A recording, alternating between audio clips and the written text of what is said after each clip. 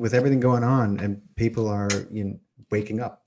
People are having more of a spiritual understanding of everything, and that's one of the things I actually found fascinating with our previous conversation when you were discussing about the poles and how there's a shift going on, and we know there's a shift going on because the airports tell us how they have having to reset their GPSs, and you were speculating that it is possible from some of the experiments that you read that this could also be causing human beings to experience very low grade levels of the either 5-MeO or DMT, which everyone is always talking about. The consciousness of the planet is expanding, and one of the physical mechanisms for that, it would be fascinating if and when this theory was ever proved, that you were speculating on, was this pole shift. So I thought that was really intuitive. Yeah, thank you. I was actually going to give a talk about that at Terence McKenna's, I guess, anniversary death that Dennis McKenna had actually invited me to speak on prior to the COVID thing. And I was going to talk about a paper or an article I wrote called, I guess it was the upregulation of ayahuasca and the pole shift theory. Because Terence McKenna had this thing called the Stone Ape Theory.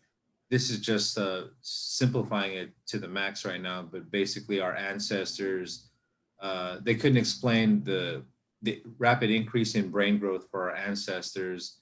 And one of his theories was that our ancestors ingested psychedelic mushrooms over hundreds, if not thousands of years, causing to, we all know now the neurogenesis and the neuroplastic properties of psilocybin. So he was hypothesizing that based on the consumption of these mushrooms, that it induced our brain growth. And, that's one of our parts of evolutionary past that, he felt that it fit together. My perspective, the pole shift theory and the ayahuasca upregulation theory is somewhat complementary. It doesn't necessarily discount Terence's theory. Yeah. But the fact that, DMT is neurogenesis, neuroplastic, induces neuroplasticity. 5-MeO does the same thing, and they're both endogenously. There's already been research showing that we also produce monoamine oxidase inhibitors. Yeah, we must. For those that don't know, ayahuasca is actually comprised of DMT and monoamine oxidase inhibitors. So in essence, what I'm getting at is that the human body produces analogs to ayahuasca. So we produce everything there to actually induce neuroplasticity and neurogenesis. The question is, how is that upregulated within the body? Michael Persinger's work in terms of the God helmet and stimulating the brain with really low frequency alternating magnetic fields showed that you can induce significant changes in brainwave states and significant changes in consciousness with extremely low changes in magnetic field that your brain is. And just for our listeners, John, what's the difference, like when you say in ayahuasca, which I love the term that you coined there, and androgynous, can you explain a little bit about the differences between that, and so people have some context about what we're talking about? With ayahuasca, well, ayahuasca is known as a shamanic brew that, that somehow they were able to understand that combining two plants would, induce a mystical experience. So the thing with DMT is that you can consume it orally, but nothing's going to happen because we have this thing called monoamine oxidase within our gut, which breaks down the DMT. It destroys it, right? Destroys it, yeah. So ayahuasca is comprised of a plant that has DMT and a plant that has the monoamine oxidase inhibitor.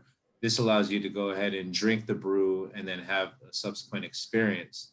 That we know that there's DMT in the body, and in fact, I believe it's all living animals and plants. At all times, it's one of these molecules that is in the very fabric of our cellular structure. Everything except insects, as far as I know. Oh, really? I didn't know that. Really? Not even praying mantises? I don't know. You'd have to check their pineal gland, I guess. And there's 3 types of DMT, right? Yeah, there's the popular DMT, the NN DMT. That's the visionary one, the very bright one, and then you have the 5-MeO DMT, which is most commonly known as the toad. I think Mike Tyson popularized 5-MeO to a very high degree. And then there's bufotenine, which I believe 5-hydroxy DMT, which some of the, I guess, the research around that is a little bit more scarce. We don't really know exactly the effects that it has, but it's definitely produced within the body. Yeah. What's do you know the biggest difference between 5-MeO and what we call normal DMT? I mean, I can only speak from what I've read and the people I've talked to. It's less visionary, less bright, less colorful, but it's been described as being more powerful. Yeah. I don't know if you can speak on some of your own experiences, but it seems as though it's ego death. It feels like real death, Yeah. and complete, transformation. I mean, it's fascinating to me.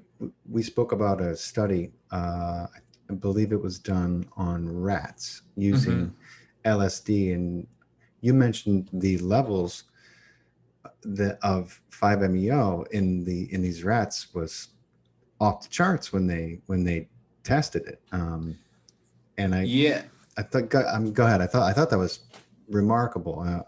yeah, absolutely. Especially because LSD is known to be such a colorful sort of experience, Yeah, right?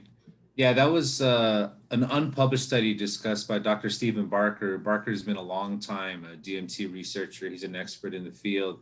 And it was a colleague of his that died prematurely that had done these experiments, various experiments that didn't get published because of mm, his premature death. But one of them that Barker's recorded on video speaking about is an LSD study where they had administered LSD to rats. They tested, I don't know if it was brain samples of the rats to see the fluctuation in endogenous chemical measurement. And they saw that after administering LSD to the rats, they saw 1,000% increase in 5-MeO DMT and a 400% increase in DMT. So this led Barker to postulate that maybe LSD isn't a pure hallucinogenic. Maybe it's pressing upon the endogenous hallucinatory system that mammalians have within them. yeah. I'm just thinking back to the last time I did LSD and how much how there were so many elements of that, and the way you mentioned ego death and how LSD can be such a profound experience because all of a sudden you come to this greater awareness that you are connected to everything and everyone, including the planet, including all the people, and it can be absolutely profound. So I just thought, yeah, it makes perfect sense that that's what's also happening in the body. Because there's these great levels increase in 5-MeO and DMT, and it makes a lot of sense. I'm just curious how I would love to know how that works with the inhibitors. How LSD manages to kind of put the inhibitors aside, almost like an ayahuasca brew does. Yeah, that is a very interesting question. It looks at from my last discussion with some of the researchers at the University of Michigan, they're interested in trying to replicate that study. So hopefully we can get some hard information, some hard data on the mechanisms for how it all works. Yeah, man.